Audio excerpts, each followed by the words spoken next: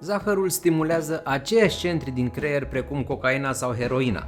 Sigur, el nu conduce la aceleași dependențe ca aceste droguri de mare risc, însă cu toți avem perioade când ne confruntăm cu pofte copleșitoare de zahăr și efectiv consumăm orice conține zahăr pentru a ne potoli această poftă de dulce. Sunt doctorul Șerban Damian, nutriționist, și în acest clip vreau să-ți vorbesc despre nevoia acută de a consuma zahăr cu care se luptă mulți oameni și ce e de făcut pentru a controla această situație. Înainte de a începe, nu uita să te abonezi la canalul Superfit. Cercetătorii de la Universitatea Princeton au făcut un studiu în care au hrănit șobolanii cu apă cu zahăr și au descoperit că atunci când șobolanii au fost privați de zahăr, dopamina din creier scade, conducând la stări de anxietate și tremurături. La fel ca în cazul rozătoarelor, există persoane care atunci când renunță definitiv la zahăr, se confruntă o perioadă de timp cu simptome similare celor din stările de sevraj, dureri de cap, anxietate, oboseală și vise scăldate în bazine de ciocolată.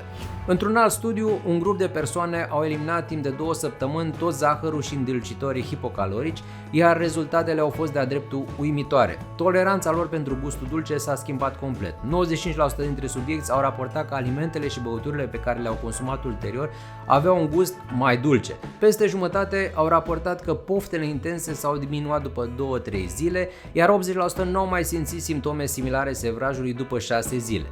Un alt avantaj al acestei renunțări la zahăr este că îți vei reseta gustul. Nu numai că vei avea nevoie de mai puțin zahăr pentru a te simți mulțumit, dar vei aprecia mai mult aromele alimentelor. Iată în continuare cum îți poți gestiona pofta de dulce și cum poți scăpa definitiv de nevoia de zahăr. Înlocuiește dulciurile cu fructe întregi. Fructele conțin fructoză, care este metabolizată diferit față de dulciurile procesate, care conțin zahăr. Dar ai grijă să limitezi aportul la câteva porții pe zi. Consumul mare de fructe poate conduce la creșterea cantității de grăsime intraabdominală, ceea ce crește riscul de apariție a diabetului zaharat de tip 2. De aceea, alege fructe cu conținut scăzut de zahăr, nu struguri sau cireșe care au un conținut ridicat de zahăr. Din această categorie fac parte fructele de pădure, merele și perele acre, pepenele, caisele. Limitează și îndulcitorii hipocalorici.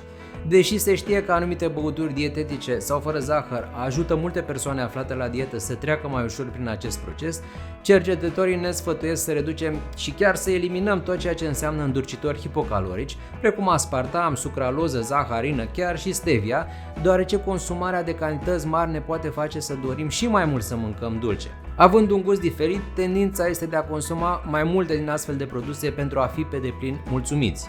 Out of sight, out of mind. Asta înseamnă să scapi de orice tentație dulce, fie că vorbim de acasă sau de serviciu. Evident că nu putem controla toate mediile în care ne aflăm, dar tot ce ține de casă, birou, mașină depinde numai de noi. Fă-ți un plan de rezervă. Dacă pofta de zahăr este de necontrolat, gândește proactiv și pune în aplicare un plan de distragere care să te ajute să depășești momentul. Mănâncă un fruct, fă o plimbare, ascultă muzică sau fă orice altă activitate care te face să uiți de pofta de dulce. Gestionează nivelul de magneziu. Ai mereu poftă de ciocolată? Cercetările arată că această reacție poate fi deosebit de frecventă în rândul persoanelor cu deficit de magneziu. Un set de analize ar putea fi de ajutor. Scapă de pofta de dulce consumând legume cu frunze de culoare verde închis, care sunt bogate în magneziu, dar și tofu, leguminoase și nuci. Află cum au reușit alte persoane să scape de dependența de zahăr. Pentru asta citește cartea Adio Zahăr de Molly Carmel. Este o poveste reală și extrem de sinceră care te va ajuta să renunți complet la diete și să scapi de kilogramele în plus. Cartea Adio Zahăr își propune să-i convingă pe cititori să rupă prietenia cu zahărul prin intermediul a numeroase argumente științifice, dar și prin exemple de persoane care au reușit să facă acest lucru. Sper că ți-au fost de folos aceste informații și că vei reduce cât mai mult consumul de zahăr. Nu uita să te abonezi la canalul Superfit și să ne urmărești!